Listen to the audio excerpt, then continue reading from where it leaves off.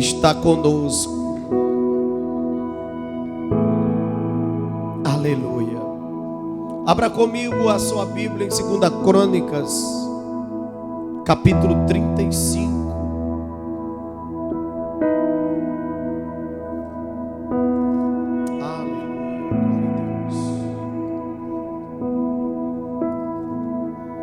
Segunda Crônicas, capítulo 35.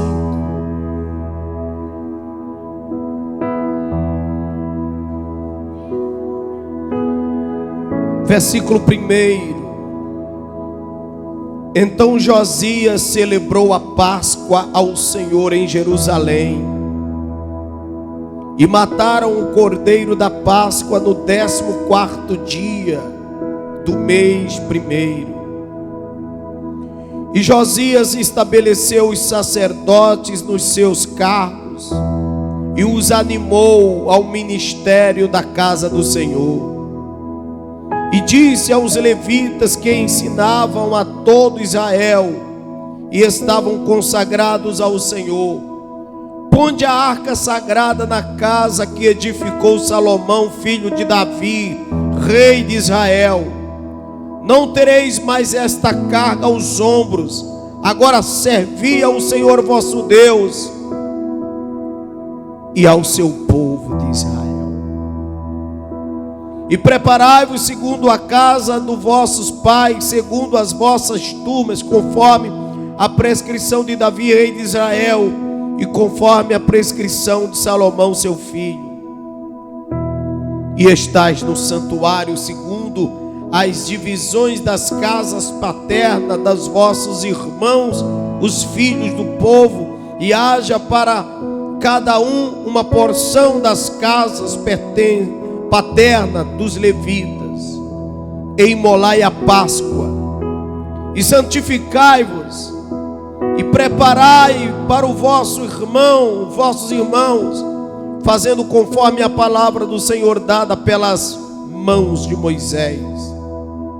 E ofereceu Josias aos filhos do povo cordeiros e cabritos do rebanho, todos para o sacrifício da Páscoa, em número de 30.000, por todos que ali se achavam, e de bois 3.000, isto era da fazenda do rei.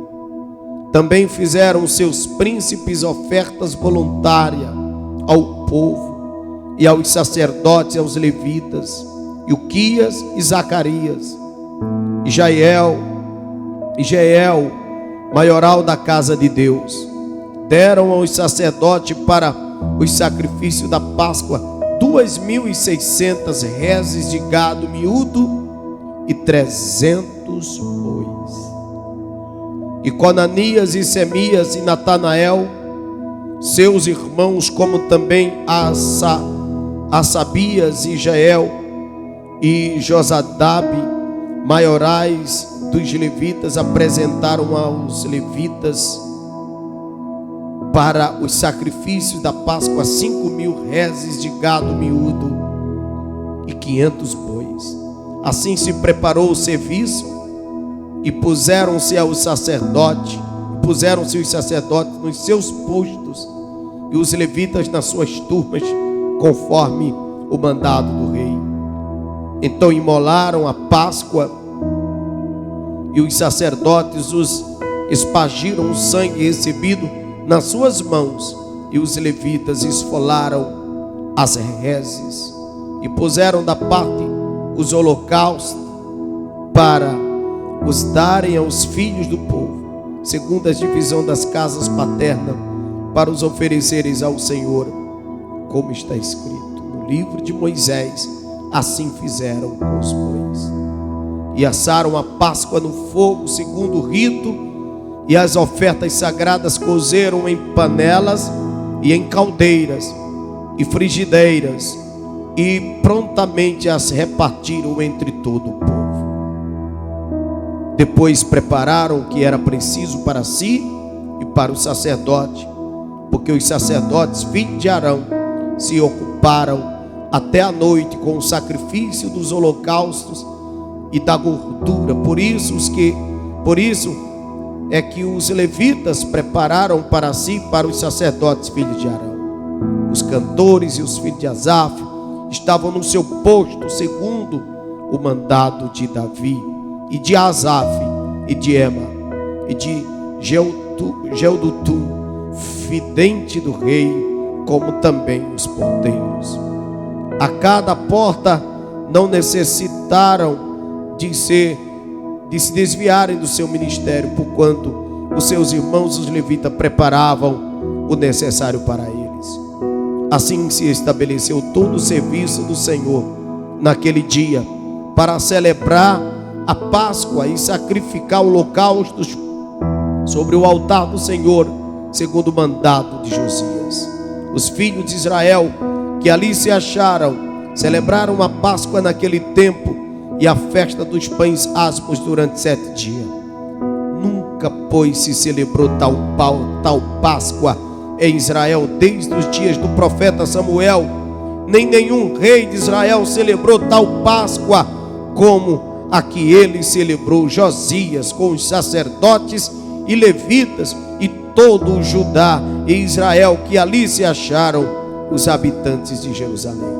No ano 18º do reinado de Josias, ele celebrou essa Páscoa. Quando nós fazemos tudo com excelência, ocorre tudo com muita alegria no coração de Deus.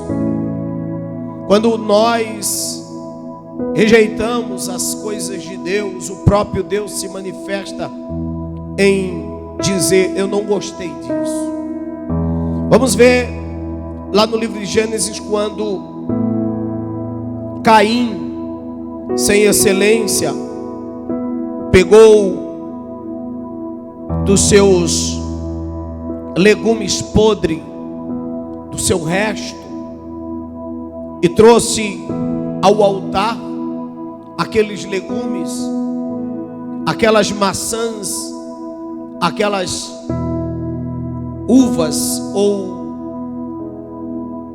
tomates, fez aquela cesta de legumes e não se preocupou que ele tinha a melhor, e não se preocupou que ele poderia fazer mais, e limitadamente subiu ao altar. Para ele aquilo era o tudo, para ele aquilo bastava, para ele era o máximo que ele estava dando. E naquele mesmo ritual, sobe o seu irmão, praticamente o mesmo DNA, nascido do mesmo ventre, praticamente que a mesma pessoa. Fulano, você é irmão de Beltrano, parecido com ele. Nós temos muitas coisas parecidas dos nossos pais, dos nossos irmãos. Então era óbvio que o que Abel fosse fazer era parecido com aquilo que Caim fizera. Estava muito claro que seria uma cópia, até porque habitavam os dois dentro do mesmo lar, na mesma casa, e um viu quando o outro estava preparando o seu sacrifício, a sua oferta. É óbvio que isso acontece dentro de uma casa, quando dois irmãos convivem juntos. Essa parcialidade, essa socialização natural de família, claro. Então, não me diga que a oferta de Abel foi surpresa para Caim, que não foi. Surpresa para Caim foi a reação de Deus. Uau. É que nós não estamos atentos à reação de Deus, porque já estamos acostumados com o silêncio e acharmos que o silêncio está dizendo que está tudo bem. Esse silêncio devia incomodar. Eu digo que o silêncio de Deus me incomoda. Pede para abrir a porta lá fora, por favor. O silêncio de Deus me incomoda. Eu gosto de ver Deus constantemente fazendo na minha vida mudanças, obras. Eu gosto de ver sempre o Espírito de Deus me levando, me orientando. Quando eu vejo o Espírito de Deus estagnado em minha vida, eu digo, há algo errado. Até uma loucura Deus quer que eu faça, porque eu não posso ficar sem movimento na minha vida. Mas tem pessoas que se acostumam com o silêncio de Deus e interpretam o silêncio de Deus como uma boa resposta, quando não é. Porque está acostumado com aquele tema, né? Quem cala consente. Mas será que Deus calou porque consente? Ou Deus calou porque rejeitou?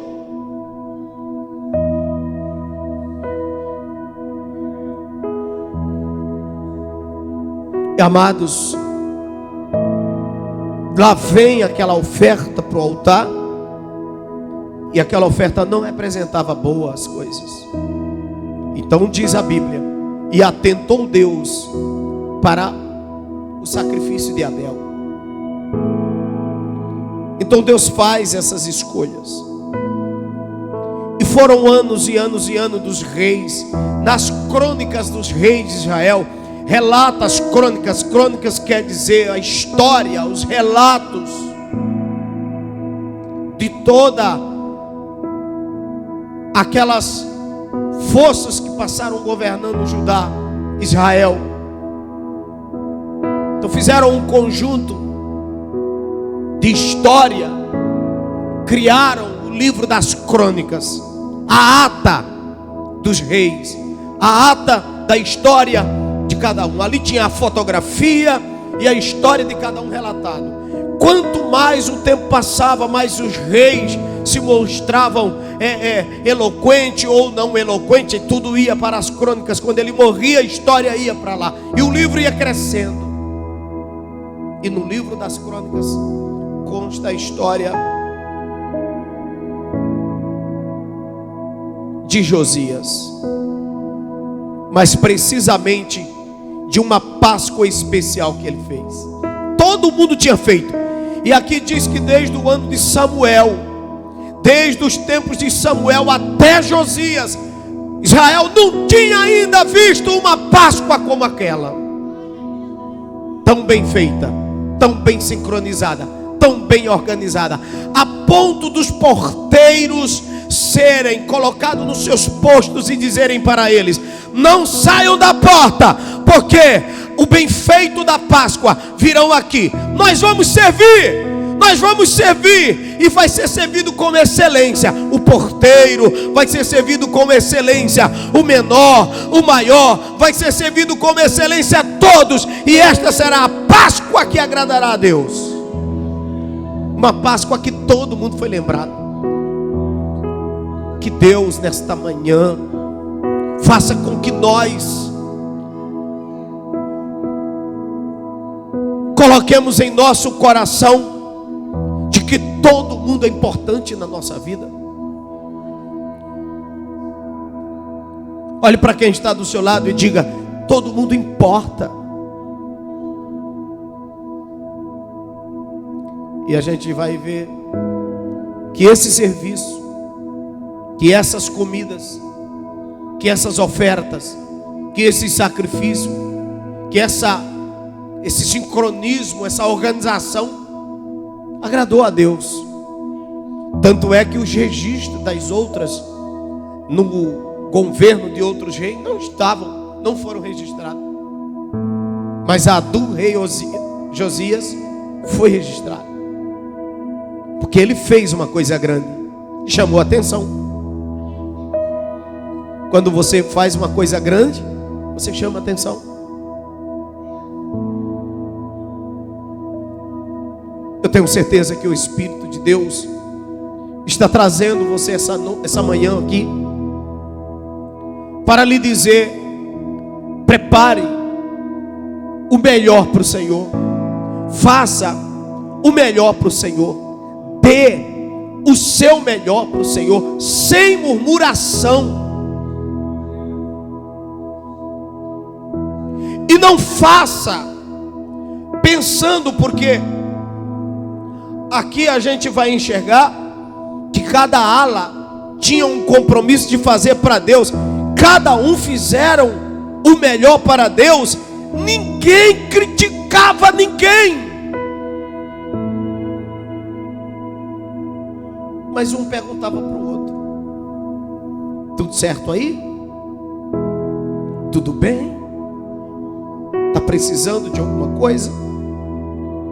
Porque nesse momento, não importa o meu orgulho, não o seu, importa a obra de Deus. Sofra eu, mas não sofra Deus.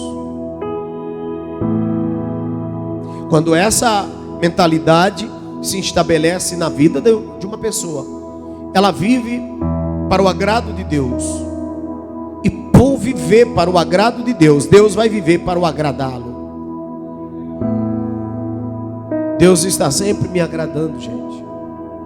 E Deus vai estar sempre agradando vocês, porque vocês são maravilhosos. Essa excelência de servir, ela vai sempre trazer para vocês coisas maiores que vocês imaginam. Não se sinta um ser humano incapaz de fazer uma coisa especial para Deus. Não se sinta. Todo mundo aqui pode fazer o melhor. E o que é melhor para Deus é coisa simples. É uma atenção mais aguçada. É uma atenção mais aguçada naquilo que Ele quer que a gente faça. Pôr a mão limpa, com excelência, sem raiva.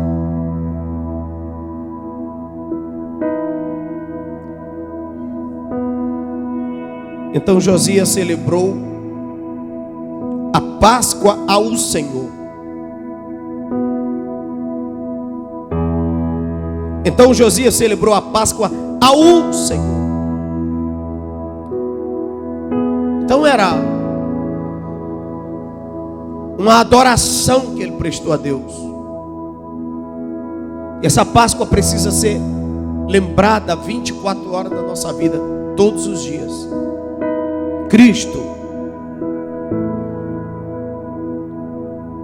foi uma ação de Deus para nós,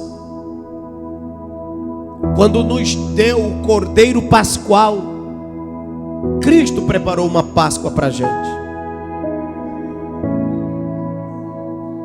E enquanto Josias fez essa matança toda, esse sacrifício todo, e agradou tanto a Deus, que até hoje está os relatos em 2 Crônicas 35, Deus lá dos céus nunca mais recebeu uma Páscoa assim. Deus só recebe hoje ingratidão, desprezo. Então Deus resolve chamar a atenção da gente. E Ele diz: eu vou fazer uma Páscoa para vocês. Mesmo sem vocês fazer por onde, eu vou fazer uma Páscoa para vocês. Então Deus pega um cordeiro que foi maior do que o de Uzias, bois muito mais do que o rei, do que os bois que Josias deu da sua fazenda. Deus pega agora o maior valor, superando todo esse aparato criado por Josias para o agradá-lo, e diz: eu vou dar o meu único filho pelo aquele povo, não mais por Josias, não mais pelos homens de Josias, mas agora por Israel que se perdeu, por Jerusalém que está defasada, pelo um povo que não está me procurando, que não quer saber de mim, mas eu vou chamar a atenção deles por uma Páscoa também. E Deus resolve enviar o seu único filho Jesus para fazer uma festa para nós, nos abrir a porta do conhecimento que já estava fechada, nos abrir as portas das lembranças que já estávamos esquecendo que havia um Deus nos céus. Estávamos vivendo por viver.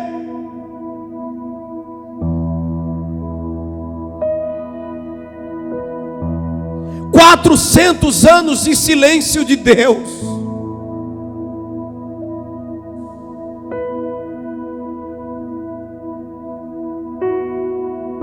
E o Senhor resolve chamar-nos a atenção por uma Páscoa. Então Ele manda Jesus como um cordeiro, e esse cordeiro é morto, esquartejado, imolado, quebrado. A Bíblia diz que não ficou um osso de Jesus que não fosse quebrado.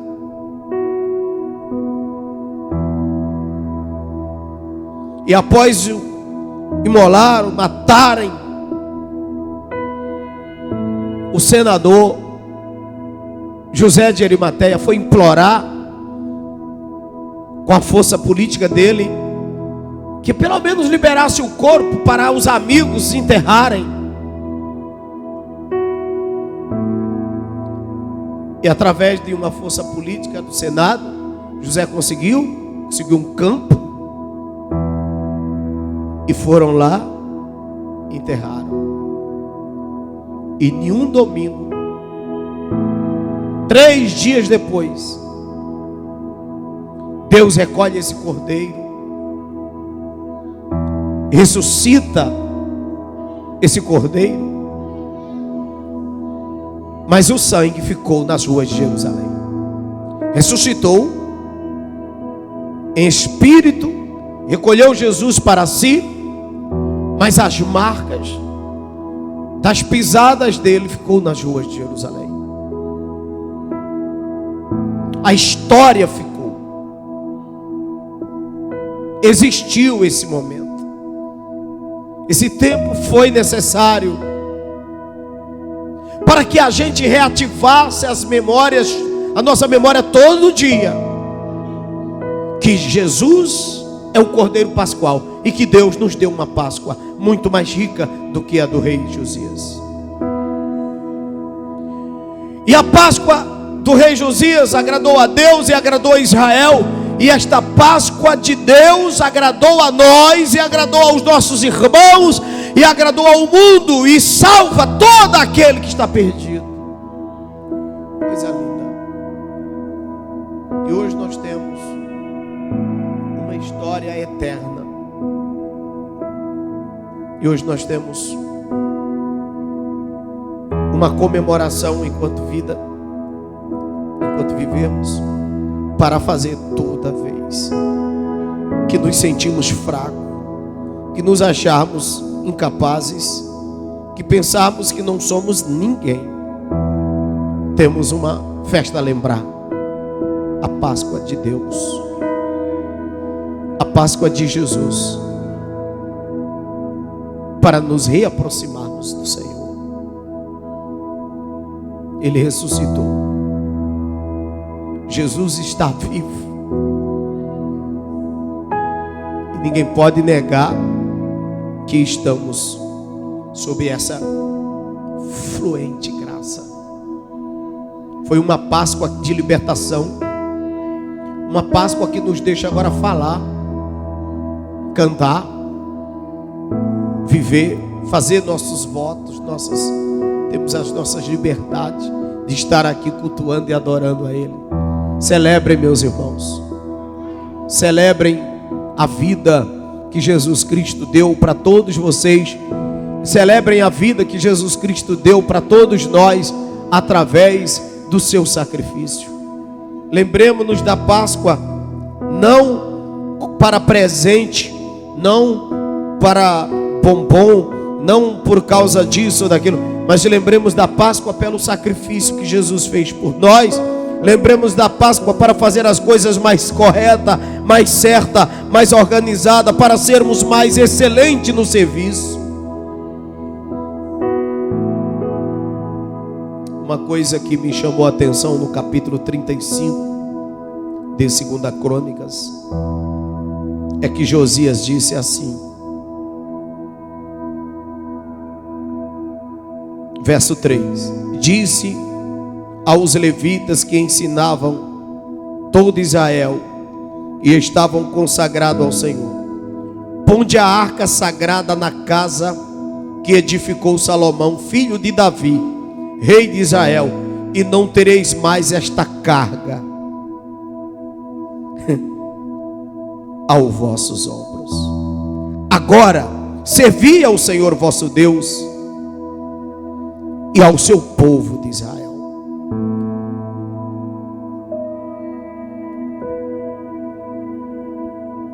Lembra que a arca era carregada? Lembra que até naquela travessia do rio, quando ela tombou, que aqueles dois homens foram socorrer e morreram?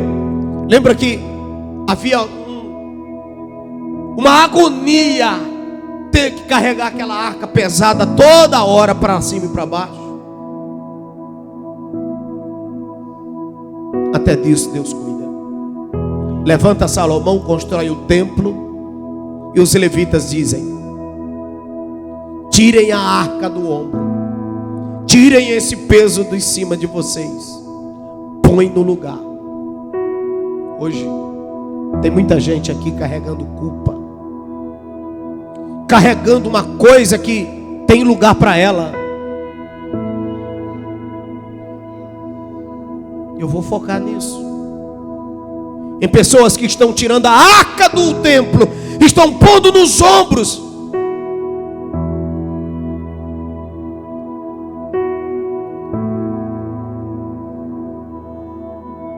Cobrança, porque a arca simboliza isso: santidade, perigo iminente. Tocar na arca em pecado é um perigo, pode morrer. Existem coisas que Deus tem lugar para elas, e nós, na nossa inquietação, arrancamos do lugar que Deus colocou e colocamos na nossa vida. Tem gente querendo ser um santo que não pode ser. Tem gente querendo atingir uma santidade que não consegue.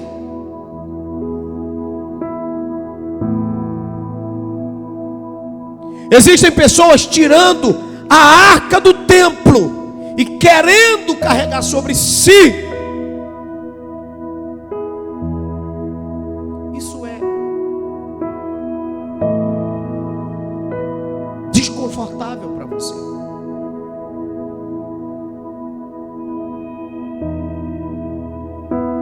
Deus está mandando dizer a você hoje: põe a arca no templo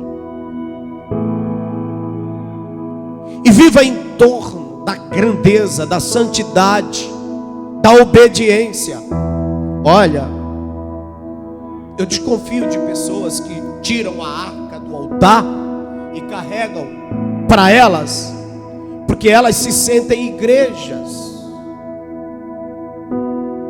elas se sentem individual. Ah, Deus está em mim, eu não preciso da igreja, eu não preciso do templo. É melhor ter a arca no templo, porque aonde você está, você sabe: eu sou membro da igreja, vou lá, porque a arca está no templo. Mas tem muitos que tiraram do templo. Para muitas pessoas, pastor Carlos Henrique, Deus não está aqui, Deus está nela. Então ela não precisa vir aqui.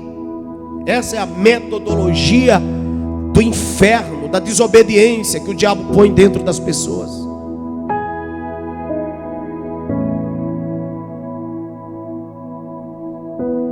O judeu vai ao templo pelo menos uma vez por ano, porque ele sabe que a arca está no templo.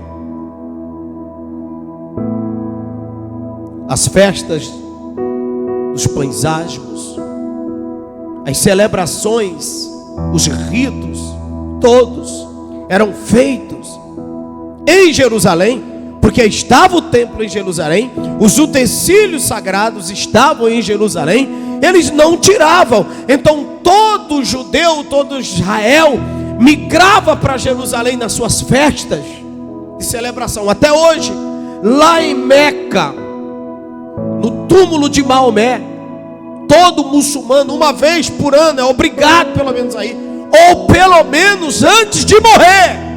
Se um muçulmano não for a Meca antes de morrer, ele não é considerado salvo.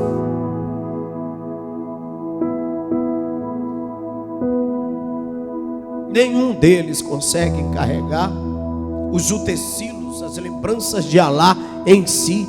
Eles têm que ir. Olha como eles fazem. E nós somos os únicos. O evangélico é o único desobediente, prepotente que eu já vi. Eu nunca vi um povo tão desorganizado, tão cheio de particularidades, tão dividido como esses.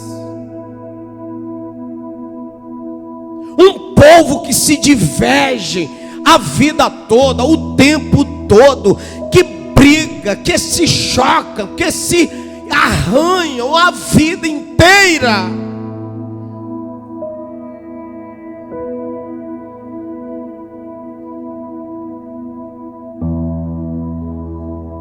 Eu tenho 37 anos em Deus e 37 anos na mesma igreja. Nunca mudei, porque eu não estou aqui para divergir. Eu estou aqui para apresentar sacrifício. Eu estou aqui para apresentar meus votos, para viver as minhas celebrações.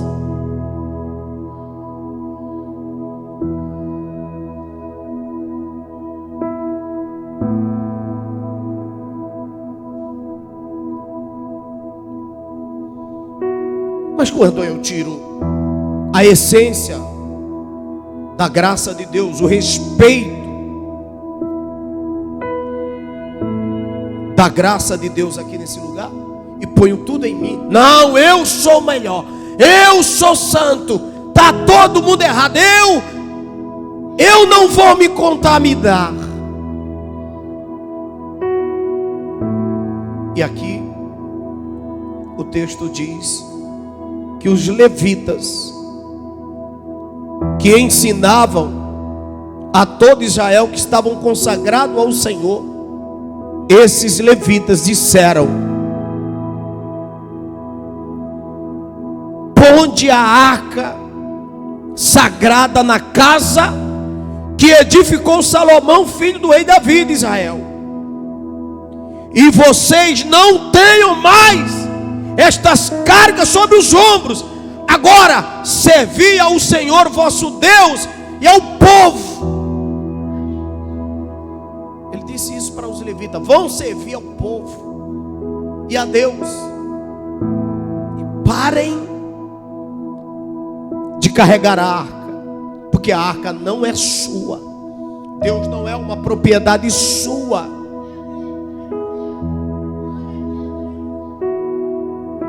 A razão não é sua. Pare de taxar. Lindo isso, né, gente? Querido, quando você estiver sendo taxado por alguém, não tem problema com ela não. Simplesmente se afaste. Essa pessoa está com excesso de santidade. Ela está com a arca todinha para ela. Ela está com Deus todo para ela. Ela roubou a arca do altar. Ela está com tudo dentro dela. Ela é mais santa do que todo mundo. Você faz o seguinte, querido: também não se culpe das acusações que ela te fez. Também não deixe entrar no seu coração uma palavra que ela te falou, quando disse que você tem que se consertar, que você tem que isso, você tem que aquilo. Ela te deu uma lista de como ser santo. Você não responde nada não. Apenas eu vou te dar um conselho: vai nessa tua força, bem forte.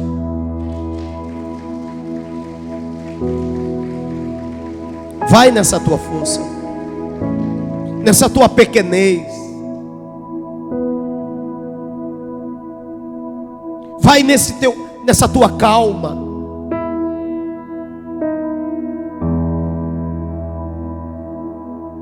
vai devagar, mas vai servindo ao Senhor.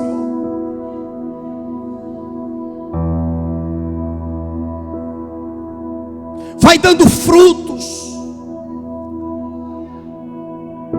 Talvez você não tenha nem jeito para subir aqui. Dê frutos de outra maneira.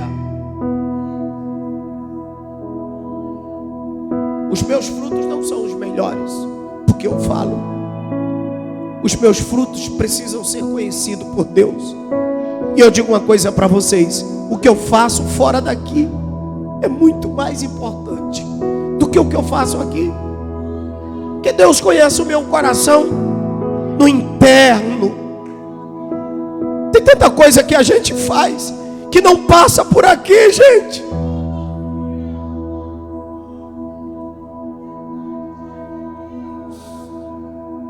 A gente reconhece nossa pequenez.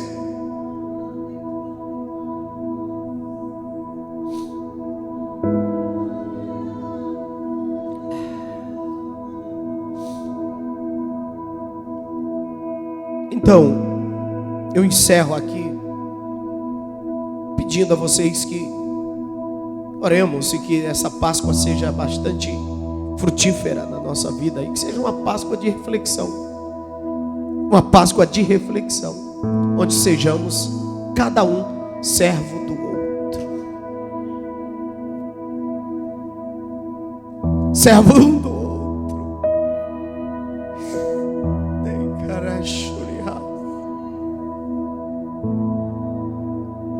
Servo um do outro.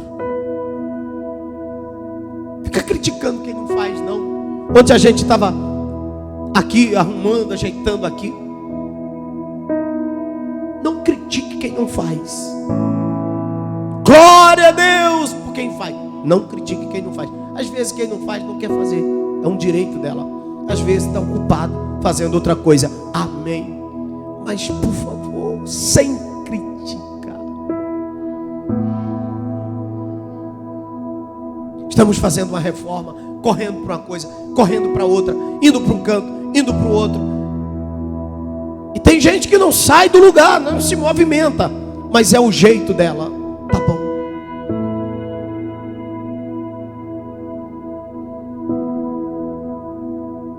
Que Deus nos ajude a não olhar. Porque também, se você está fazendo alguma coisa, criticando quem não está fazendo, o que você está fazendo não está sendo aceito. Então que Deus seja glorificado, que Deus seja exaltado, que Deus seja o nosso mestre, que nesta Páscoa a gente vá para casa hoje certo de que a vida são segredos que Deus dá para a gente e que quem tem sabedoria e sabe viver ela, vive melhor. Deus enriqueça a nossa mente. Deus enriqueça nosso coração. Fiquem de pé.